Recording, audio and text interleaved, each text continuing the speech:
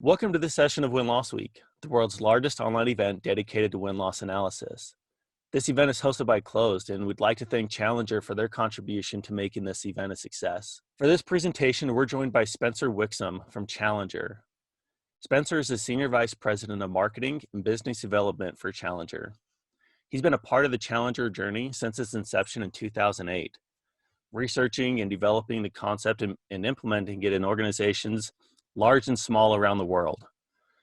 Prior to joining Challenger, Spencer worked in investment banking and real estate, and he lives with his wife and 3 kids in Dallas, Texas. Thanks so much for being with us today, Spencer. It's my pleasure. Really excited, Braden. Awesome. The title of this session is Improving the Sales Experience Through Win-Loss. And with that, I'll actually just turn it over to you, Spencer. Great. Thanks, Braden. And hello, everybody. It's an incredible honor to be a part of WinLossWeek and to be able to share some ideas with you. I'm very excited about this because we at Challenger have been doing a lot of research recently, both with sellers and with buyers, to really understand what this sales experience is like post-COVID. And that's where I really want to get started in talking about win-loss, is getting a good understanding of what's going on right now. So first of all, what's interesting is when we studied buyers, we found procurement is back. They're back in a major way post-COVID. In fact, if you start on the left-hand side of this slide, major steps that procurement's taking. Well, over 50% of organizations are using procurement to reprioritize their spend across all categories. And almost 40% are putting in place purchasing freezes for anything they deem as non-essential. So you can tell that many times procurement is taking an active role in reprioritizing spend and evaluating whether this is a deal they want to do or not. Now let's look on the right-hand side of the slide. Procurement's 30% of companies have procurement involved in all purchases. And where they're not involved in all purchases, the average trigger for procurement to be involved is just as little as $5,000. Now, 54%, over half of purchases are requiring prior central approval. And 38% of all new purchases have involved some kind of an RFP or formal competitive submission. What we're seeing here is much more scrutiny in the deals that are happening, combined with a real downward pressure on budgetary spend. And when you have increased scrutiny, coupled with downward pressure on budgetary spend, you get objections, real objections. And these are objections that our sellers are facing today. They're getting additional questions. They're getting additional requests. They're having to deal with more difficult concerns from buyers as part of that buying journey. So dealing with objections, real objections, is more of a part of what sellers are doing today. And the question we asked in our research of buyers, how are sellers rising to the occasion? Are they supporting buyers in the way buyers need to be supported? And sadly, the answer is not really. When we ask buyers how sellers are doing in helping them through these difficult buying journeys that they have post-COVID, the answer from buyers is not great. In fact, if you look at the most important skills that sellers need to bring to an interaction with buyers, and you look at what buyers are saying about sellers, seller capability is down on average 40% in the minds of buyers. A seller's ability to demonstrate unique insight, down 52% in the eyes of buyers. A seller's ability to help that buyer come to a decision, down 34%. Understand and address different stakeholder needs in that buyer, down 41%. It's not that seller skills have atrophied post-COVID. I don't want you to get that perception. It's that the bar that buyers have set for sellers is so much higher. And I challenge you, and we'll talk about this a little bit more in my presentation a bit later, but I would challenge you to think about how are we evaluating the experience that our sellers are bringing to these buyers? Are we evaluating whether or not our sellers are meeting the bar, this raised bar that buyers have set? It's important to consider, and we're going to talk about it more deeply as part of this presentation. But also, I want to think about this three-dimensionally.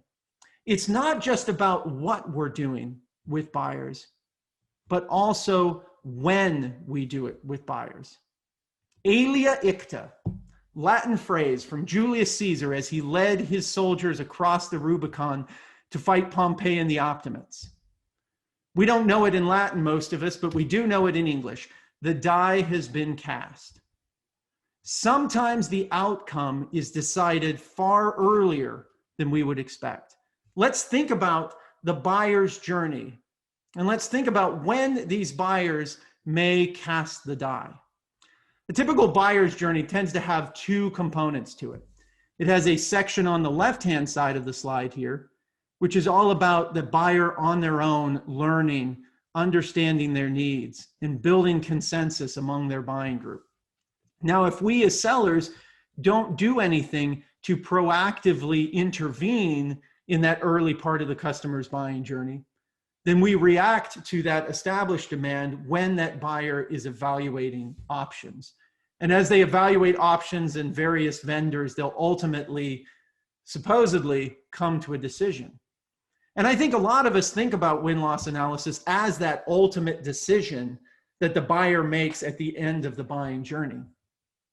You know, we think the decision is here, right at the very end. But what our research has told us more recently is almost 40% of these purchase attempts, these journeys that these buying groups go on, they end in no decision whatsoever. So clearly, things had happened earlier in the process to bring about the events to where this buying group ultimately disbanded. So the question we ask ourselves, is the important moment in that buying journey here at the end? Or maybe here, where if we haven't proactively gotten in early and influenced emerging demand, we react to established demand 57% of the way through that buyer's journey. Or maybe the die are cast here at 37% of the way through that buying journey when group conflict peaks among that buying group, where they can't decide what it is they're trying to accomplish or even the problem that they're trying to solve. It could even happen here, right at the beginning of that buying journey, where we know from our research that almost 90% of problems are identified without supplier input. Perhaps that buying group just got off on the wrong foot initially. They identified on their own the wrong problem to solve. The point being here is we can't take for granted that the actions at the very end of that buying journey are the actions that matter most. We have to look across the entire to really understand not only what happened, but when did it happen? And all of this is what we call part of the sales experience. And in our win-loss analysis, we want to be evaluating, again, what happens in the sales experience and when it happens in the sales experience. Now, why is the sales experience so important for us to evaluate in our win-loss analysis? Because our research here at Challenger tells us that if we want loyalty from our customers, if we want them to buy from us and then buy more from us, we need to look at the sales experience. If we just look at company and brand impact as part of our win-loss, we're only getting 20% of the answer, because that only represents 20% of that customer loyalty equation. If we look at product and service delivery, again, that's only roughly 20% of the equation. And if we look at that buyer's perception of the value to price ratio, we only get less than 10% of that equation. And if you add up these three, you are sub 50% of the story. Again, understanding the sales experience, understanding what happens, not only what, but when it happens in interaction with that buyer throughout that journey, gives you the picture of what you need to know. So let's dive into it. Let's understand how we measure a sales experience in win-loss. And I'd like to go deeper on just three components of that experience, because we believe these are the three components that really matter. First of all, it's bringing the right message to the customer. Did we bring them the right message? Secondly, it's did our sellers have the skills to deliver that message effectively to the customer? And third, were they talking to the right buyers in the first place? Were they talking to the right people in that customer's organization who could get something done? So let's take a moment and explore each of these three. And what I hope to do is give you some tactical ideas for ways you can measure the right message, the right skills, and the right buyers, so you understand how the sales experience can affect your wins and your losses. So starting with measuring the message. What's the kind of message we want to measure for the customer? Now, the short and easy answer there might be, we want to understand if we gave them thought leadership, right? Did we give them facts and data and trends? Did we give them information that was useful in that decision-making journey? But here's where I challenge you to think differently. The world is awash in thought leadership. Everybody is providing customers thought leadership. And if you're not, you're probably deficient in some way in your marketing and sales efforts. But where I challenge you is to go beyond thought leadership and to think about, are we giving customers insight? And more specifically, commercial insight. And why is that important? Well, it's important because of a study that we did with buyers a few years ago, where we asked them what kind of a message or information would drive them to do something different, would motivate them to change their mind. And if you look at this chart here, you'll see statistically insignificant factors and statistically significant factors. Let's start with the insignificant factors on the right-hand side. A smart and expert perspective sounds a lot like thought leadership. A message that is easy to understand, again, a lot like thought leadership. Contains interesting facts or anecdotes, and a message that is accessible or quick to find. Definitions of thought leadership, and not statistically significant in driving a buyer to action. We need to think about having something different in our messages and measure something different in our messages. And there are two elements of that message that we specifically need to understand and measure. First, did that message teach them something new about their business? Did it uncover something they weren't thinking about? Did it reframe their thinking in some way? And secondly, did that message clearly and concisely give them a compelling reason to take action? Did it make them realize that the pain of same is greater than the pain of change? These are the two elements that are statistically significant in changing the minds of buyers. So let me give you tactically a couple of win-loss questions that you could use. First of all, maybe ask your customers, what new insight did we share that made you change your status quo thinking? Or what information most compelled you to take action?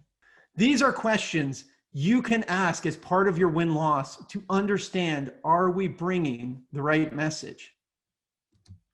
Now let's talk about measuring the skills that our sellers take to these conversations. I mentioned earlier that buyers' perspective on the skills sellers bring to them has gone way down, 40% down post-COVID. So it's critically important for us to understand what are the most important skills for buyers and what are the skills that would differentiate a seller from other sellers. And the easiest way for us to understand this is to look at the chart I have up here. Now there's two axes here that we're looking at.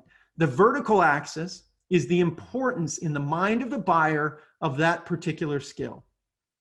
And the horizontal axis is the customer or buyer's rating of that skill. So when looking at this chart as it maps out a whole host of skills that sellers can bring to a conversation with buyers, is to look for those that are important to buyers, and also that not all sellers are good at delivering, because that will differentiate the seller the most in the mind of the buyer.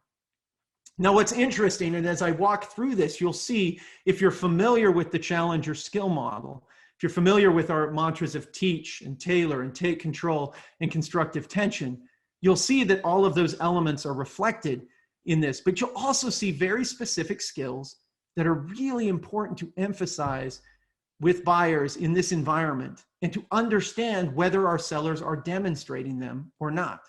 So let's start up here at what are most important to buyers. And these are teaching skills, particularly demonstrating that unique insight and helping that customer come to a decision.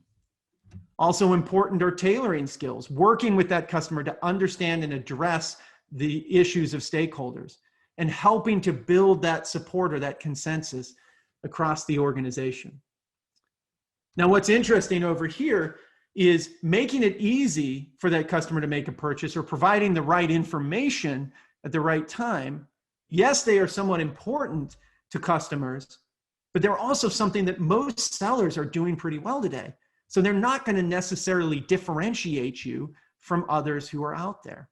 My recommendation would be to really focus on those teach skills, particularly the unique insight, and some of those tailoring skills, particularly around building consensus among the buying group. And we'll talk a little bit about that here in a bit. But finally, we have the skills around constructive tension. Now, granted, these aren't very important to the buyer, but buyers typically aren't going to say the thing I want more in an interaction with a seller is a little bit more constructive tension. That said, it's very helpful in motivating that buyer to take action. And you want to think about some skills like helping that buyer demonstrate the pain avoided, or providing examples, anecdotes, and stories that help that pain come alive for the buyer. So let's talk about how we can prioritize in our win-loss analysis an evaluation of some of these skills. Here are some questions to ask. How well did the salesperson understand and address your issues? That's a tailoring skill. Did the salesperson build support for the idea across your organization? Again, were they able to bring people together, build consensus? That as well as a tailoring skill. And did the salesperson help you quantify in a believable way the pain of not taking action? Again, we're building that constructive tension. You take the commercial message that teaches them something new and motivates them to take action, and you couple that with skills that are effective at tailoring, building a buying group, and really demonstrating that case for change. And all of a sudden, you have a very powerful experience you're taking to your buyers. So finally, let's talk about how we can measure the buyer who's involved in this decision-making process, in this sales experience. Well, historically, everybody would say, we need to evaluate whether there was an advocate or not in this buying journey. But what's really interesting about advocates, and we went out a few years ago, and you can read about this in our Challenger customer book, to study advocates and really try to understand them.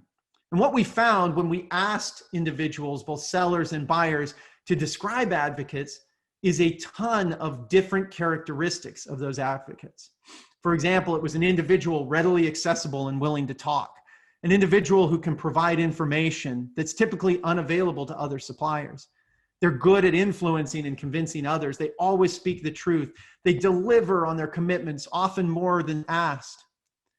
A bunch of great characteristics of that advocate.